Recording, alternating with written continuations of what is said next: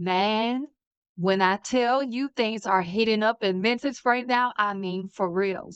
The National Guard has officially been sent in. Streets are lined with military vehicles, and folks are saying this ain't about peacekeeping anymore. This is about control. Now, depending on who you ask, is either a move to restore order or a dangerous sign that the government's stepping too far into people's lives. Either way, something feels off.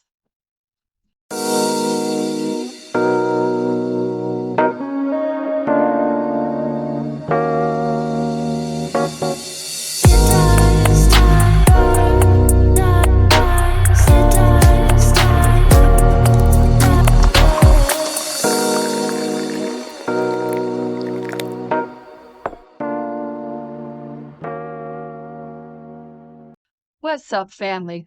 Welcome back to Insider Scoop Report, where we break down what's really happening in the world and how it's going to affect us directly. So if you're new here, hit that subscribe button, smash that like, share the video, and drop your city and state in the comments because I want to know how y'all feel about what's happening in Memphis right now. We're talking about National Guard troops rolling into a major U.S. city under the Trump administration's new federal crime initiative, and people are divided. Let's get into what a local resident had to say about what she's experiencing. Not into all of that extra stuff that people be losing their life over. I ain't into all that. We human, whatever. But I will say thank you to Trump for bringing these National Guards and doing what they doing down here in Memphis right now. You know, for the first time in 5 years. I've been in my home for 5 years. And for the first time, my kids have been able to play in the backyard and be able to do it comfortably. I haven't heard a gunshot in 2 weeks. I haven't seen strange people walk up and down the street. Just a few weeks ago, I had somebody walk on the side of my house. None of that action's going on. I haven't seen no young YNs at the store posted. I haven't seen an infinity fly past me in weeks. I'm sitting on my porch right now, and I'm watching kids outside playing. People outside walking with their kids, stuff I ain't never seen before living in my neighborhood. But all because we feel safe in this environment, unfortunately because of the things that are happening here in the city. I hate it had to be this way, but I'm happy. So you heard what she had to say. Her experience is great, and she's very thankful, which is really good. So according to different news articles like NPR, this one here on ABC News, and also local Memphis outlets, Governor Bill Lee approved a federal request to deploy hundreds of National Guard troops to Memphis after weeks of escalating violence, carjacking, and public unrest. So this came after a new Trump administration directive to restore law and order in high crime cities under a policy that's being called Operation Urban Shield. So, quick question. Would y'all feel safer or more nervous seeing the National Guard driving down your street right now? Be honest, because this is a whole different vibe than regular police. So let me know what your thoughts are in the comments. Now, let's talk about why Memphis became ground zero for this. First and foremost, the city has been struggling with record high violent crime up in the double digits since last year. Local police say they are way overwhelmed and they are understaffed. So as you can see here, from this chart from the NCH, Memphis is ranked the #1 city across the United States. Very concerning, right? So, according to the Tennessee National Guard, the mission is temporary and tactical. So, they're supposed to help Memphis police with patrols and secure critical areas and assist in large public events as well.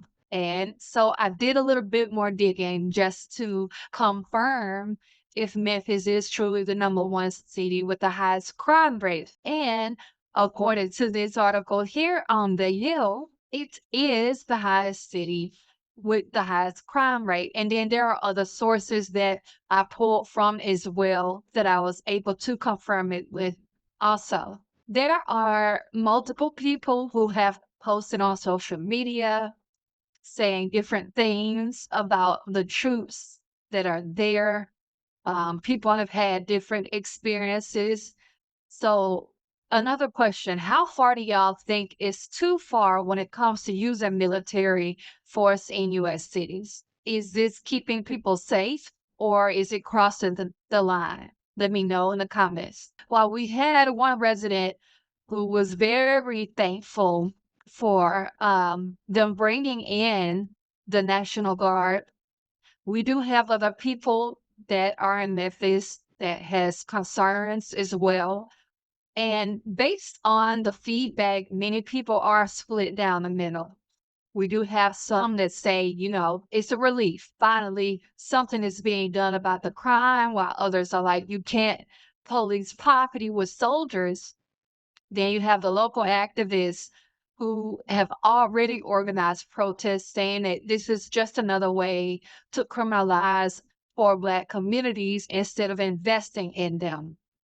And there was also a community leader that spoke out saying that they're sending troops when what is really needed are solutions. Honestly, that remark, it did hit home because it's truth today. You can't patrol your way out of hopelessness. So, what do you think about that? Do y'all think putting soldiers on the street actually solve the problem, or does it just make it look like more controlled? What do you think? Let me know in the comments while we go into what another resident had to say. And Trump ain't stopped no real crime that's going on in Memphis. These niggas getting they trucks flipped, they chasing and niggas still getting unalived out here. He was very blunt and direct with how he felt, right? Now, let's not act like we haven't seen this before. We've seen this before, the unrest of 1968. And you can see here, there's a picture in the bottom right-hand corner of soldiers marching on Beale Street in 1968. The picture above is, of course, in today's time, 2025. Now, for those of you who do not know the difference, let me give you a little quick history lesson, just quick one too. So both situations in 1968 and 2025, as you can see from a picture, the National Guard was deployed in Memphis in a context of serious social stress and concern about public safety, right? So both cases reflect systemic issues. The 1968 was regarding racism and labor exploitation. And then, of course, in 2025 is regarding high violent crime rates and poverty. So both involve tensions around legitimacy because in 1968, workers and civil rights activists, they challenged the local power structure. And in 2025, local officials expressed concern about federal intervention in militarized policing. Both situations brought amongst violence and crime of the people that live in the area. Do y'all think history is repeating itself, or is this a whole new kind of control we're seeing in America right now? So many other residents did speak up about it and gave their thoughts online, but we do have someone who was very nice in what he said, that he's happy that people are getting the help that they need from the National Guard in times of the safety of the community, and people feel better to come outside. So let's take a listen to what he had to say. So I just want to get something off my chest real quick. I am so happy for the people of Memphis right now.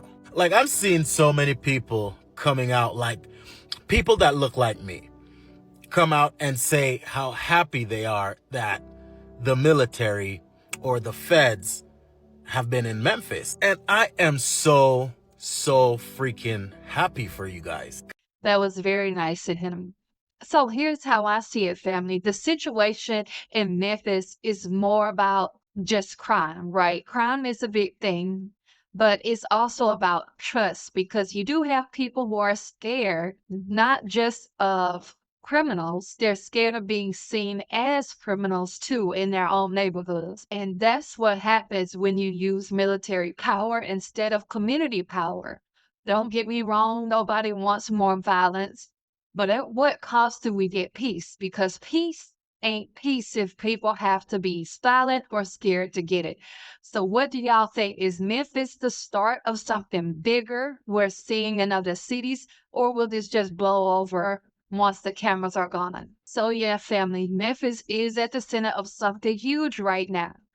National Guard troops in the street, a city on edge, a nation watching closely to see what happened next. Let me know your thoughts again in the comments. I want to know how you see it. And don't forget to subscribe, like, and share the video because these are the stories that shape our communities and our future. This is Insider Scoop Report, and I'll catch y'all in the next one. Stay alert, stay aware, and remember, freedom doesn't need to be protected by fear.